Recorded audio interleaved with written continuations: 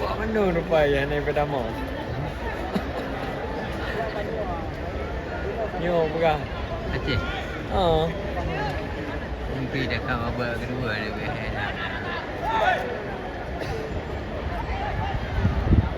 Samuel lah naik pertama.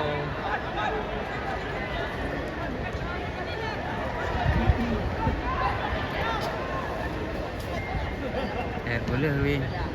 Cadangan. Naik pertama.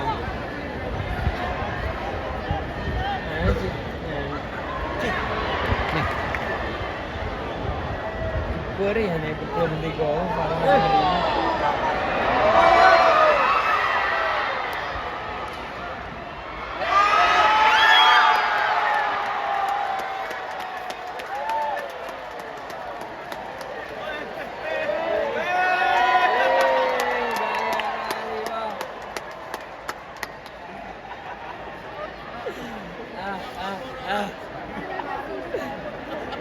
Satu kawan.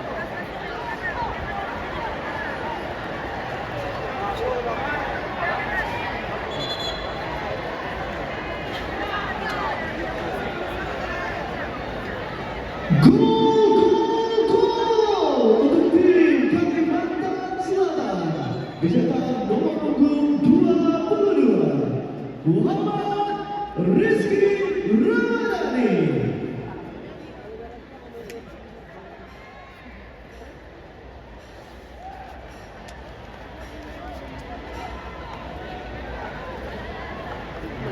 Baru lihat 2 minit.